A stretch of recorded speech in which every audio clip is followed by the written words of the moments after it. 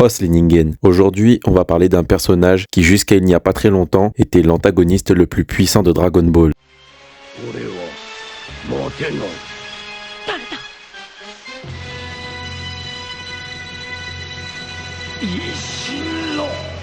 Dans un univers alternatif du futur, l'utilisation excessive des Dragon Ball entraîna des conséquences sans précédent pour l'humanité. L'utilisation répétée des vœux afin de ressusciter des milliards de gens et de tout reconstruire de zéro demandait une contrepartie dont nos héros n'avaient pas imaginé la gravité. Le monde qui nous entoure n'est régi que par un concept fondamental, l'équilibre, le bien et le mal, le froid et le chaud, la création et la destruction. Que le monde fut dévasté à maintes reprises est triste, mais pour autant, cela fait partie du processus naturel dans l'univers. Des mondes disparaissent et d'autres naissent à un autre endroit dans l'univers. Le fait qu'une magie permette de rétablir ce qui a été détruit est contre nature et suffit pour bouleverser l'équilibre. D'une manière ou d'une autre, les boules de cristal se sont gorgées d'énergie négative et ont été corrompues. C'est ainsi que des avatars maléfiques de chacune des boules de cristal sont venus au monde afin de reprendre ce qui leur appartient. Chacune de ces créatures ont des pouvoirs spécifiques et aujourd'hui, on va s'intéresser au dragon maléfique le plus puissant d'entre eux, Lee Shenron. Avant de passer à la suite, n'hésitez pas à lâcher un like, c'est gratuit et ça soutient énormément mon travail. Ensemble, nous allons estimer la puissance de Lee Shenron et pour le fun, son possible impact dans des BS s'il y était. Une technique que j'utilise assez souvent pour estimer la puissance d'un personnage est de me servir de ses adversaires pour me faire un avis. Et on va se servir de Goku GT, donc au passage, c'est cadeau, on va aussi estimer succinctement la puissance de Goku GT. Ce n'est plus un secret pour personne, Goku GT en forme de base est bien plus puissant que Kid Buu, vu qu'en forme de base, il est plus fort que Rild qu'il estime plus fort que Kid Buu. Ça veut dire que dans la saga Baby, Goku SSJ3 serait plus de 400 fois plus fort que Kid Buu, si on se fie au multiplicateur du Daizenshuu 7. Goku SSJ3 qui a été surpassé par Majub plus tard dans l'arc quand on voit comment Oops s'est défendu contre Super Baby 2. C'est très important à retenir. Dans l'arc d'après, on nous montre C17, nouvel antagoniste, donc plus fort que l'ancien. Les Head Warriors se mettent à plusieurs contre lui, mais il les massacre, malgré la puissance de Majub et de Vegeta, aucun d'entre eux n'arrive à lui porter un vrai coup. Ensuite, Goku arrive et juste en simple Super Saiyan, il arrive à mettre des vraies patates à C17, jusqu'à le faire voler à l'autre bout de la planète. Je le rappelle, Majub n'a même pas été capable de l'atteindre une seule fois, alors qu'il est plus fort que Goku SSJ3 de l'arc d'avant, pour vous dire l'écart de puissance entre Goku avec lui-même d'un arc à l'autre. Mais perso, je trouve ça intéressant, parce que DBGT met le Zenkai à l'honneur. Le Zenkai qui est que les Saiyans voient leur puissance être décuplée après chaque combat intense. Alors que dans DBS, à part pour Goku Black, le Zenkai est inexistant pour Goku et Vegeta. Donc je ne rougis pas de penser que l'arc d'après, Goku GT a encore énormément progressé. De ce qu'on sait de la puissance du SSJ4, un Goku aussi puissant, une fois transformé en SSJ4, peut au minimum concurrencer le SSJ God ou le SSJ Blue. Pour ceux qui ne sont pas au courant, j'ai fait une vidéo sur le SSJ4 et son multiplicateur. Quand on connaît le multiplicateur ahurissant du SSJ4, couplé au Zenkai monstrueux que Goku GT a obtenu au fil des arcs, on peut estimer que Goku SSJ4 de la saga des Dragons Maléfiques est à 1000 lieues du Goku SSJ4 de la saga Baby et de la saga Super C17.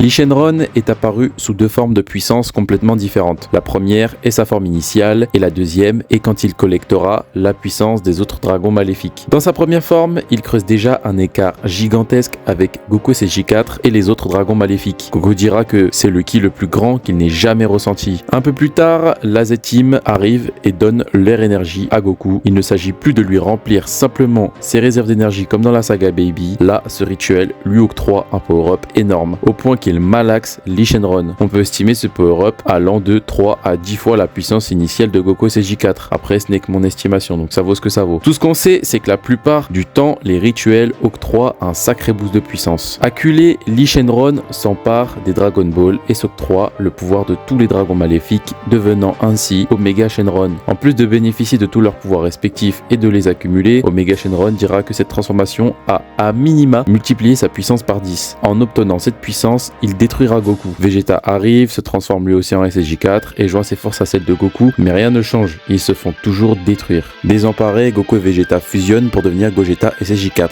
Gogeta lui est très largement supérieur. À la suite de leur combat, Gogeta compte en finir et lui envoie sa plus puissante attaque, le Big Bang Kamehameha x100. Mais même ça n'a pas été suffisant pour le tuer du premier coup, peut-être parce que Gogeta l'a sous-estimé. Gogeta va réitérer son attaque, mais il ne pourra pas la finaliser car il sera défusionné à cause de sa trop grande puissance et aussi car il il a dépensé énormément de ki dans sa première attaque, accélérant davantage la diffusion. Donc même un guerrier ultime comme Gogeta SSJ4 n'a pas été en mesure de le tuer du premier coup. Il était certes très largement inférieur à Gogeta, mais sa résistance hors norme lui a permis de survivre à son attaque ultime, en plus du fait que Omega Shenron a une capacité de régénération similaire à celle de Boo lorsqu'il est détruit entièrement.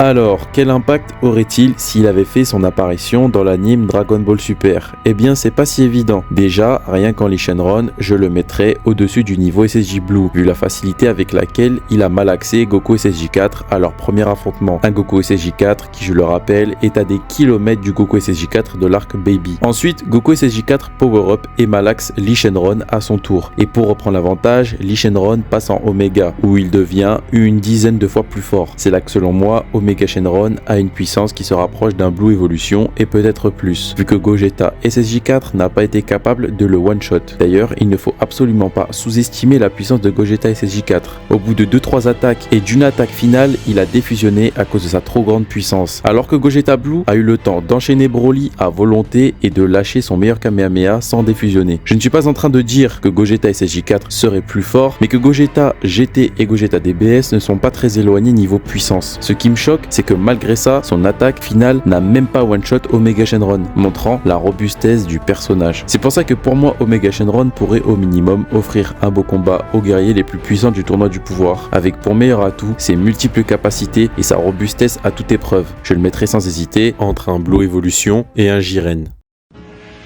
Pour conclure, mon analyse me paraît fort probable, parce qu'on connaît le pouvoir presque infini des Dragon Ball, surtout avec ce qu'on a vu dans DBS récemment. Et un avatar incarnant leur toute puissance dans un seul guerrier n'est nul autre qu'un être pratiquement invincible. Dans son combat contre Goku et Vegeta, il dira une phrase intéressante. Il dira qu'il est le dieu de la destruction.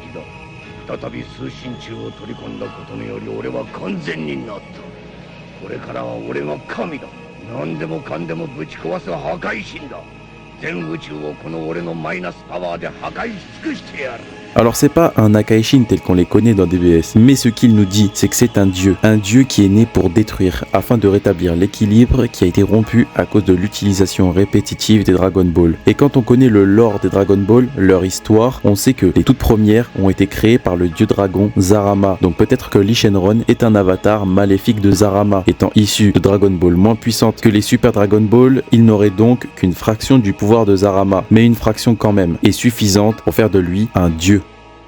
Si la vidéo vous a plu, n'hésitez pas à liker, à commenter pour me donner votre avis et le partager à la communauté. Et surtout, n'hésitez pas à vous abonner pour voir la suite. Et moi je vous dis, Jane Ningen.